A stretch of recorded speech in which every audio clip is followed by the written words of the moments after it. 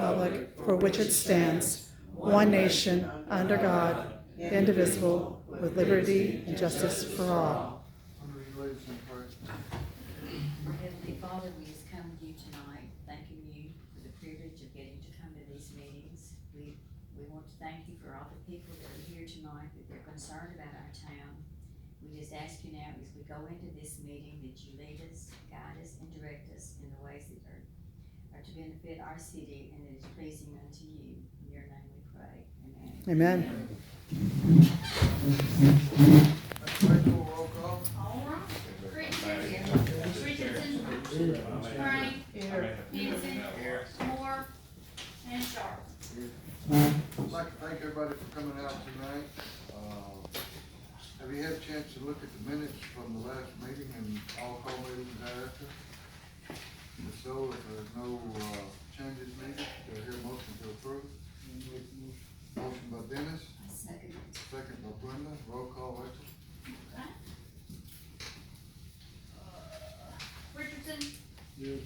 Crittenton, Yes. Crane, Yes. Henson, Yes. Sharp. Yes. Okay. Approve the financial report. I've already looked over last month's financial report. Any questions, anything? If not, do I hear a motion to approve?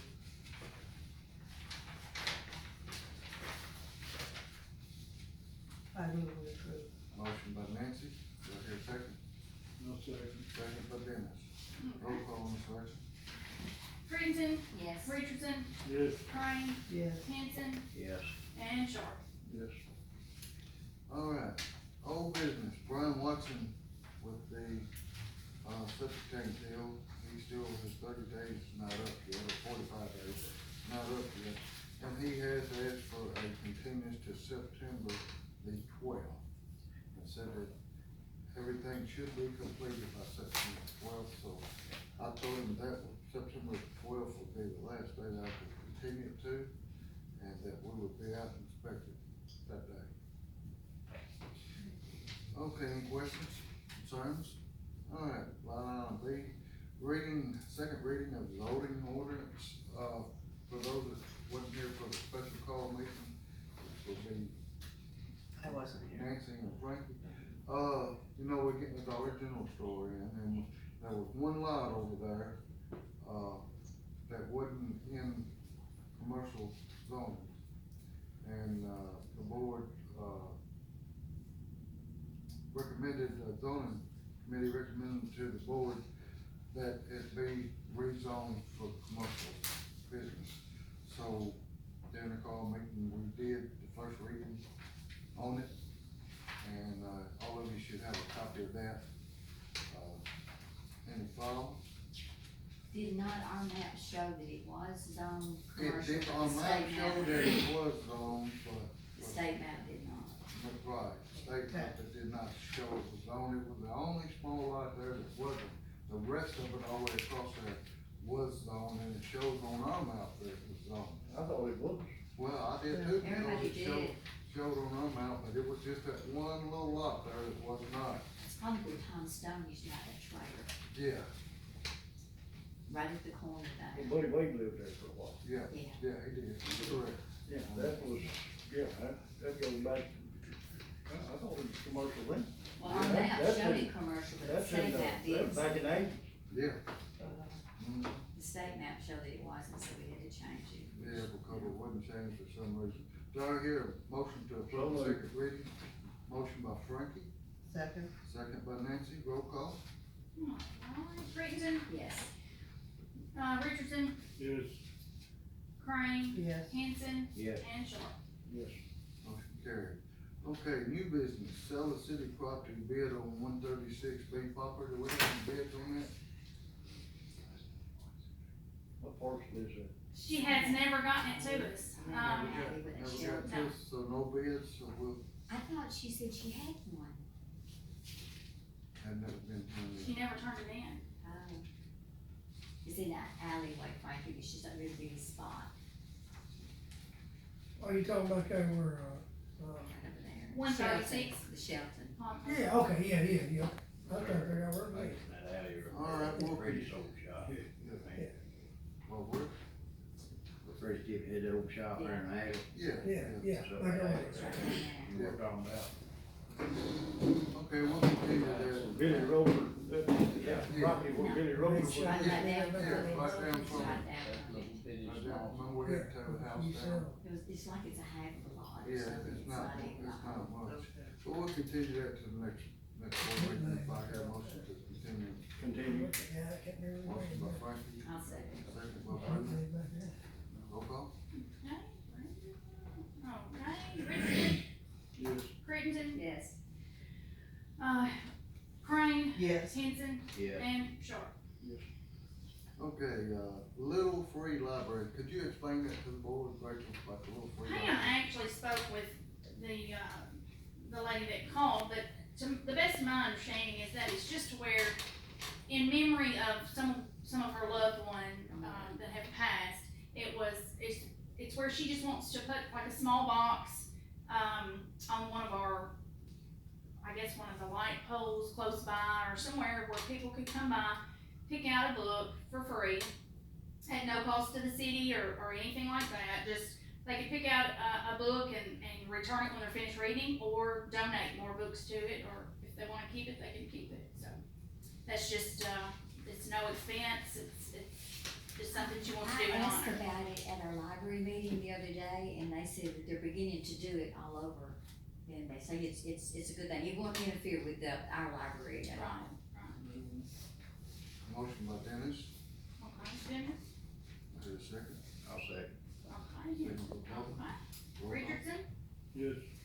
Crittenden, Yes, Crane, Yes. Henson, Yes. and Sharp.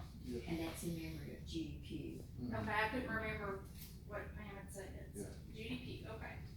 All right, line item C, Travis Martin with sewer rehab. Travis with, is one of our engineers, and he is here to explain to the board members the rehab for the sewer. This is gonna be the most fascinating thing you've heard all day. Sewer system monitoring, that's good stuff, right? We're waiting. You've been waiting? Yeah.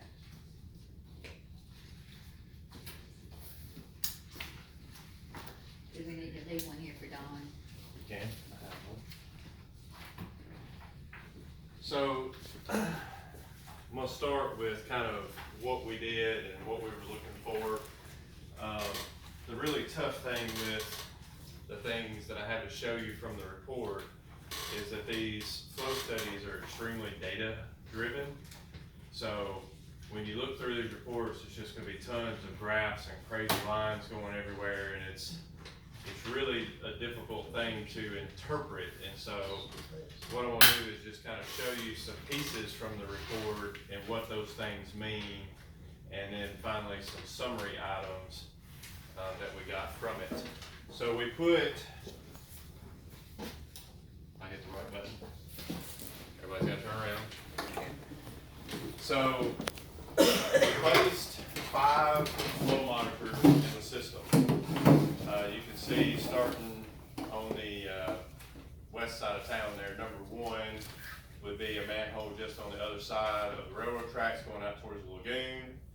Number 2 is at the corner of Main and, help me, Sands, that's right. Sorry, I keep tripping over shoelaces. 3 is right there at the corner of Depot Street and Main, going out to the lagoon. 4 is up on the corner of Main and King. And then 5 is all the way up on the north side of town at the corner of Riley and Church, College, that's North College. or College, I think. So we had flow monitors in 5 different locations. We picked those locations so that as the system was flowing, we could pick it up and measure it in different locations and then see how it contributes to the next one down. So there were a few places that we had to kind of move the monitor to a different manhole because the manhole was actually so small we couldn't get into it. Some of the manholes in the old system are 24-inch manholes instead of 48 inch, which is standard.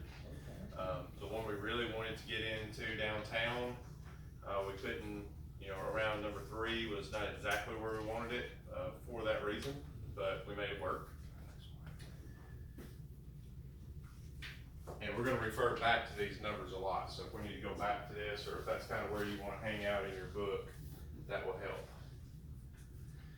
So, to get good data, we monitored for 2 months, and we needed some wet weather and we needed some dry weather.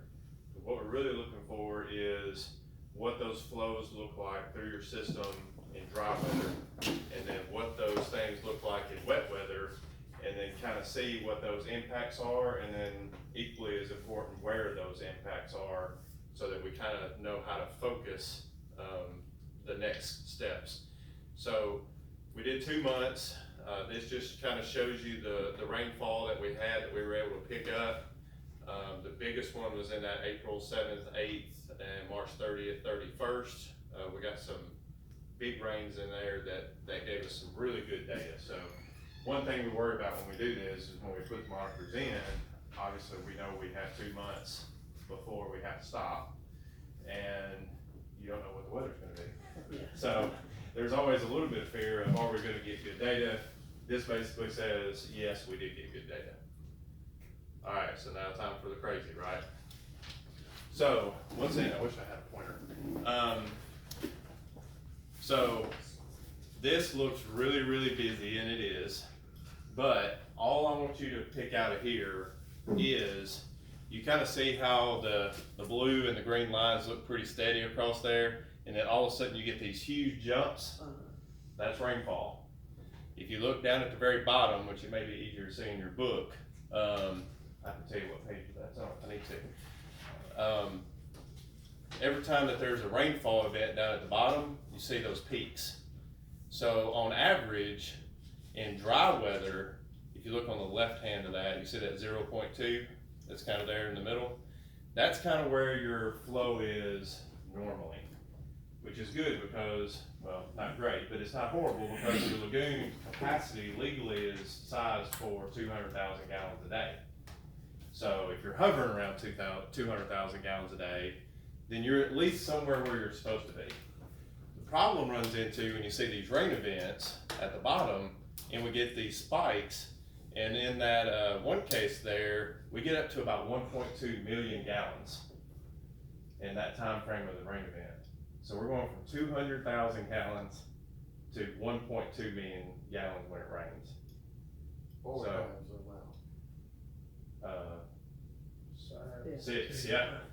You know, so, you know, that's like, I don't know how many people's in this room, but if we took it and multiplied it by 6, it would get real uncomfortable, right? So that, even though it's really busy and there's a lot of information there that we could spend hours going through, the important thing is that you see those spikes and you see what's happening when it rains.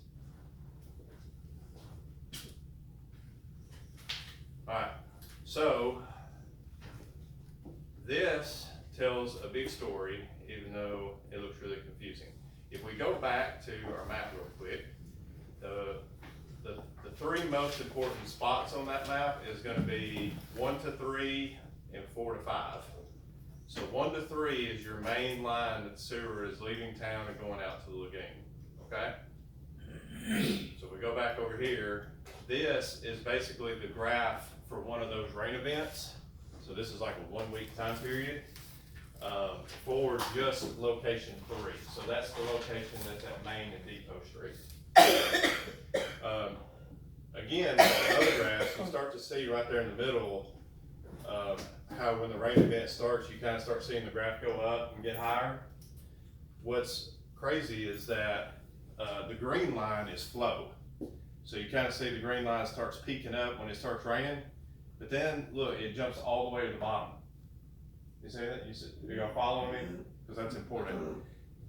What actually happens is Ridgely defies the first law of all engineering in that it don't always run downhill, if you know what I mean. The flow in that manhole actually goes backwards.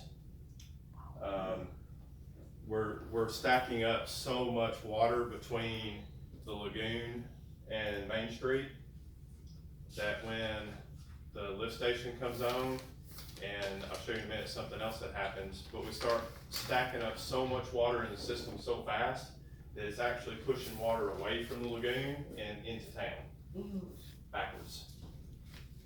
So, on a gravity sewer system, they say, it's always supposed to run downhill. In this case, it does not. We've got so much water coming in that it's actually surcharging your system and making the water run backwards through your system. So you have so much water coming in, what you come in from? I Get mean, to you that. say it's running from the sewage lagoon back. Yeah. So is it Two- overflowing in the sewage lagoon and running back? Two things are happening. Okay. So this top piece, the very top graph up there is 0.1, so that's right before the lagoon. The middle one is 0.3, and the bottom one, I think is 0.5. But the important thing is 1 and 3, the first two that you see. You see at 1, when the rain starts, you start seeing that blue line start gradually going up, so that's flow. But the red line is pretty flat, that's level. So that means even though there's more water coming through, the level of water in the manhole's not getting any higher. That's fine, right? So that's not an issue. But you see then you get this big bump, that's rags. On this particular rain event, there were so many rags in the system that when the system surcharged and the water came in so quick that the lift station at the lagoon clogged with rags and shut down, and so the water in the system jumped up real high, real fast. Because that's what made it back up. That's what made it back up in that situation, and we know that because William and his guys went out there and fixed it and cleaned all the rags out, and so when they did that, it went right back down and flattened out. But in every rain event that's happened, we got an inflow of trash and rags and debris in the system that clogged up the pump at the lagoon. And you'd say that's a pretty common occurrence. Ask the question, where was identified where those rags are coming from? Well, Is there a particular source? no, because this one is manhole 3, which is coming straight down Main Street, that's before it gets to where it comes out on, Riley Road there, not Riley Street back there, is where the nursing home's at, but it comes into one manhole there, so these rags are coming from this side of town over here. Cause it was there for a good while, the rag problem was generated from the nursing home. Well, that's what we was thinking, but I don't know now. It could be It coming was from- because that station was staying stopped up a lot. Yeah, staying, and we. But it either coming from the nursing home or the other side of town. We really don't know. The only way you can identify the nursing home is put the catch basket on it and find out if they are or not. I have talked to them several times and they say that they are. And they say that cover, they never do. Mile Lane is where you found a lot the other time, right? Rags? Yeah, we found a bunch of miles. Yeah, we find rags up mile later, so we're talking. It's just, they come from all over town. What we're calling a lot, your rags to be as far as anything from, it's washable cloths to anything's cotton that they're sticking down in there. But yeah, we find as much hair as we do rags out there on mile Baby lane. wipes and things Yeah. like that. A lot of those baby wipes people think are disposable or not. Mostly diapers. Yeah, we get whole diapers. That's gonna be my next question, was it, you think it was diapers? Yeah, we get whole diapers. I mean, it's no problem when I get a whole diaper. You and I talked about that before, that. Yeah, sometimes it's diapers, sometimes it's rags. Or is flushing them down. But it's not just, it's not coming from one particular place because everything that went down 3 come from this side of town and the nursing home don't come in till after it gets way past through. So that is an issue, and I thought it was important to show you, you've got about 10 times as many graphs in that book as what I'm gonna show you up here. Okay. But I wanted to show you this one specifically, just to let you see the impact. That particular manhole, if you look at the red line in the top section, there was like 3 or 4 inches of water in that manhole until those rags hit, and when it did, it went up to 40 inches of water. So the water went up 4 feet in that manhole that fast because of the clogging. So that is certainly an effect.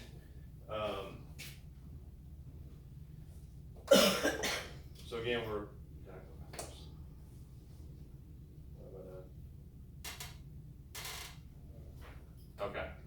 So this graph is showing you the balance on .4. So that was at King and Main Street. One thing that we thought when we first started was there's two lines that come in there by King and Main Street, and we kind of thought they were connected in a way that we later figured out they weren't connected like we thought. Some of that flow that comes from the east comes down and then turns and goes south to .3 and then goes out to Lagoon. What comes from the north and then to King Street then goes around Riley to the lift station and goes that way. So there's a little bit different split in the flow than we originally thought. Let me ask a question right there. Okay. Just to clear something in my mind. We had an individual that was having a major problem with their sewer, and they sat right there on that intersection. Well, we know that their sewer system in the house was lower than what, am I right, Jackie? The sewer is lower than what inside the house, because it was being in the basement, across the street. Oh, you talking about, It's lower than what the actual sewer was out here, so when the elevation period's here, he kept trying to contend with us that every time they're washing, or was doing some washing at the nursing home, the sewer was backing up in his house. And that, we knew that wasn't right, because the nursing home was on an entirely different line. Yeah, there is a And so. shallow line and a deep line right Yeah. there. There's one line that's probably. Once Jackie and them put a flap in there, that eliminated the majority of the problem, but Mhm. still, it was the fact that that persisted as long as what it did. But it seemed like every time that we might have had an event like this, as far as rain or whatever, he was getting back to us. So that was what was causing that. Good probability. It was causing probably part of it, but yeah, I don't think it's running back in on him, it's just filling up. It just, It could be that there just wasn't anywhere for it to go. Yeah, it just. well, that was the point, that's the point. Yeah, that, maybe, but I'm not familiar with the house and plumbing and which line and all that. Yeah, they just didn't have nowhere to go. They just didn't have nowhere to go. Sewer fills up. In other words, when our line out here filled up, he didn't have a place to Yeah, go. he done, all of them down my Main Street, it wasn't just him, it was all. His was just worse. Well, we also found something in it for them too. Right, yes, sir, we did. We jetted it out Yeah, we jetted out and found a bunch of, and once we got that cleaned But out. once y'all put that valve on there, that pretty well stopped it. if we put that backflow flap in there, and it stopped. The jetting out had to go about as much as it is now. Alright, so this next graph I wanna show you, I wanna make sure we're all on the same page of where we're at. So the section that's gonna be important here is between point number 4 and point number 5 on that map. I'm gonna skip back over. Oh, somebody says they need to go back. So 4 is King and Main Street, and 5 is Riley and College. Oh, okay. Alright, so if we go, so this is much cleaner than the other ones, because it's farther out in the system and we don't have as many things contributing, but, so this is that point 5. So this is the line, this is the line that goes to the lift station, at King and Main Street. Now, again, you follow your green line there, you can see that we're hovering somewhere between, 100,000, around 100,000 gallons per minute or gallons per day. And then we hit the rain event. And when that rain event hits, that one spot in the system goes for 100,000 to almost 800,000. So a minute ago, we said that our average of about 200,000 and our peak was about 1.2 million. Well, 600,000 to 700,000 gallons of that is coming from between points 4 and 5 in that system. See, that's the lowest elevation in town. So what that tells us that, that's not good news. But what it does tell us is of all your 1 million gallons of I&I that you're getting, at least 3/4 of it or more than half is coming in this area. So we at least know where to focus repairs and rehab and things like that, and we're not chasing, all over town looking for little hits. This was actually, in my mind, a good success because it's between here and here.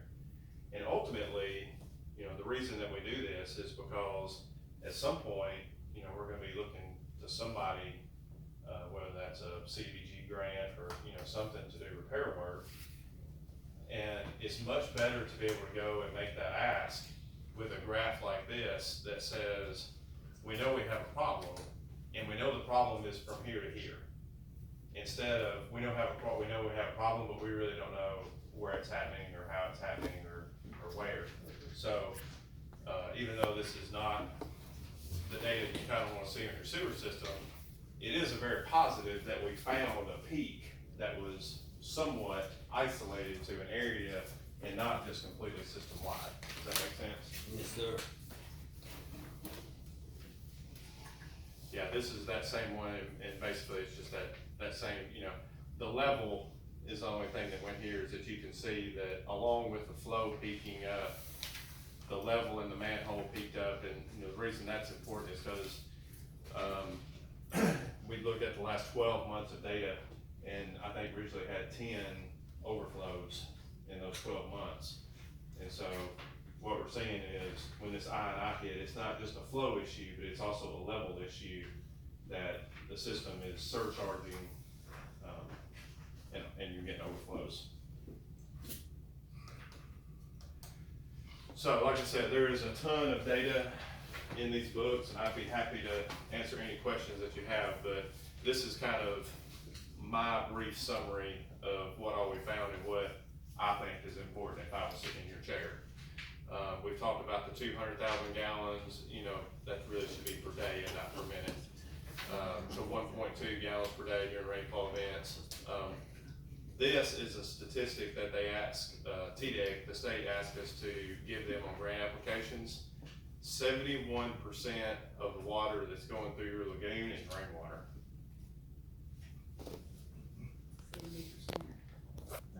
71%. That's a lot. I mean, that means, your system is surcharging, overflowing.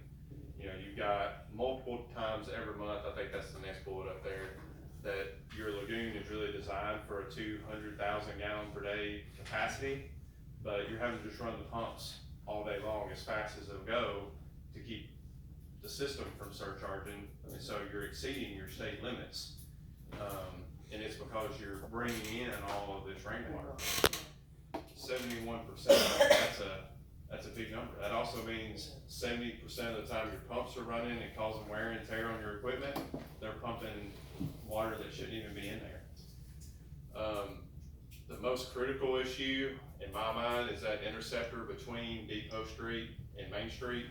And I don't think I really explained that very well. So let's run back to that for just a second and talk about why I think that's the most important.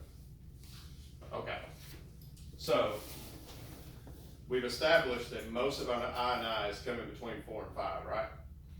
So the water that comes into 4 comes around and goes to the lift station that we replaced a couple years ago, which is working very well, right, William? Which is good, but it's also bad, because now that it's working so good, the biggest part of your flow is coming through that lift station.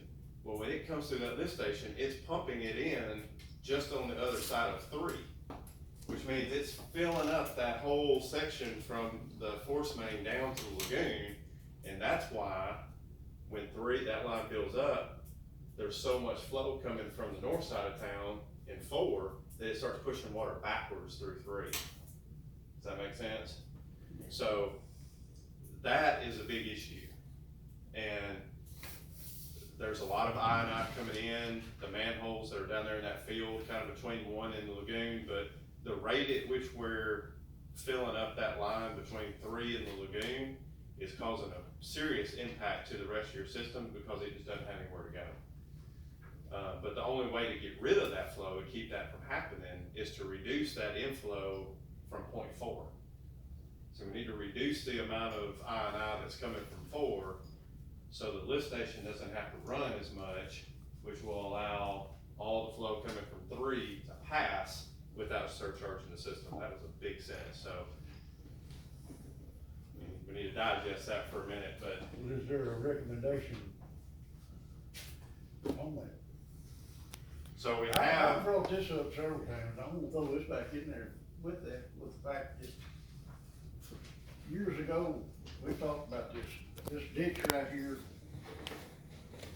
that line run back to the gym lot. Years ago, we cut this in over the gym lot, and you had a trestle back there on that trunk. When those covers collapsed, and there again, as I've stated before, we brought that up in 1991 when I was on the board then, about redoing them covers at that time. And the city, and we found in there where we do have a right of way across that gym lot. That's where the majority of the rainwater went. It didn't go into the system, it went out into the field out there. Back there behind. Now, it's going into the system. I mean, he's pinpointing the problem. Water's going into the system right here, right here. Kaiser, on Kaiser. Yeah, it's done got, you got a dam there now. Where it ought to be going out into that field instead of into the system. That needs, and you know, I brought it up several times, that needs to be resolved. But that's still not what's got you coming in between 5 and 4, correct? Now, but see, you had this, and then you had the other ditch down there right on the curve that went in under the road there. There goes all that road And down there. that's been eliminated too. So, I mean, it's all dammed up now. Yeah, Frankie Well, got a we good gotta point, find they let out that water where it's run out going in the and won't system back up. But what you get is when those ditches out there fill up with water, that's it, they ain't got nowhere to go. When town fills up, and that ditch out there fills up, and they do, when we have a 2 or 3 inch rain, they don't have nowhere to go. When out there gets full, especially if the river's up, you can hang it up. Well, and hang it another up. thing, they keep them gates shut down on the levee too long. Yes, sir. I've said that, but duck hunting comes first down there, I reckon. You're right. You know what I'm talking about. Yes, sir, I do. They'd open them gates. Because when if the you river remember- flow and drain that out, that water would have somewhere to go. If you remember when this culvert over here collapsed and washed the road into, you know, Steve, I called you. You got the county to go there and dig it too. When they put that, dig it all back out, it run good there for a long time. So But it all runs back down toward the lagoon also, so. Yeah. So that's why it ditch runs, it don't go anywhere. what is your recommendations to replace from 4 to 5? All the well, way? we have a CDBG application submitted that we're just waiting to see if it gets funded or not. That application, we already asked to do, camera logging and smoke testing as well as some repair work. We just didn't say where because we knew that we were in the middle of this when we submitted. If that gets funded, then we will have the money, cause really the next step would be to camera log those lines. To And, see where it's, and what how that's, it's getting in there. what that's gonna mean is we'll come in, they will clean the lines, jet them out, and then run cameras through all of them and log any issues, whether that's a crack in the pipe or a deflection in the joint or, you know, we'll smoke test at the same time. A lot of times we find where there's a storm drain tied into the sewer system, you know, that's not uncommon. I've seen when we smoke test, people have had their roof drains tied into the sewer system, and when we smoke test, it looks like their house is about to take off like a rocket.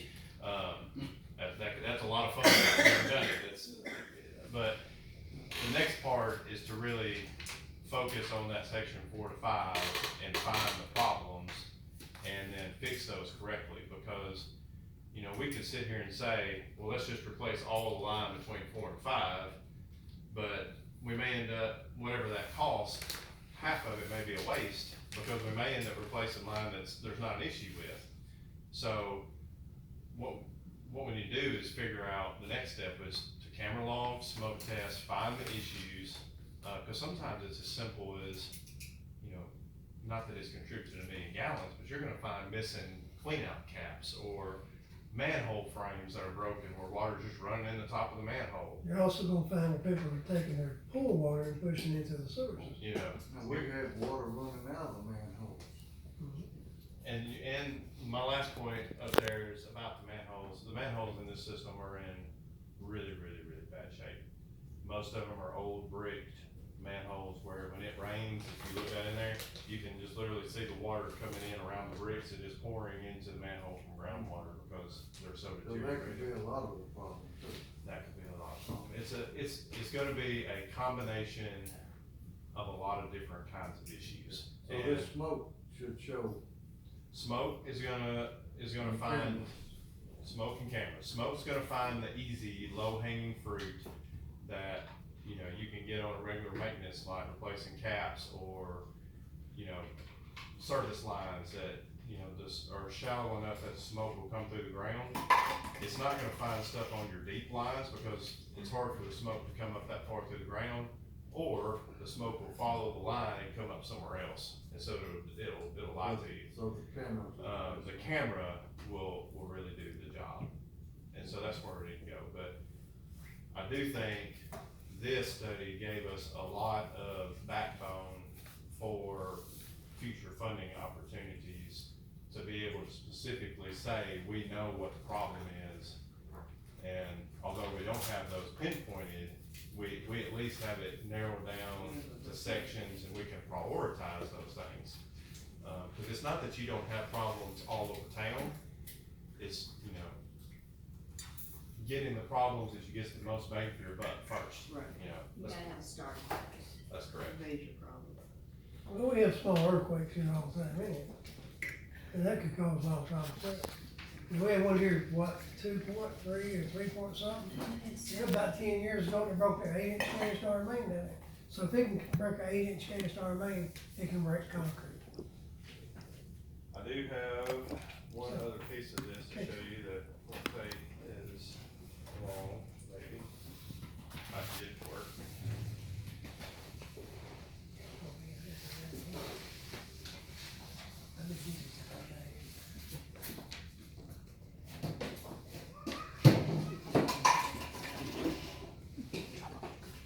It's going on behind me now.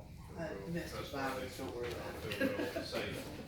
Jackie done hit her with a chair. Yeah, I was gonna say, domestic violence, no big deal.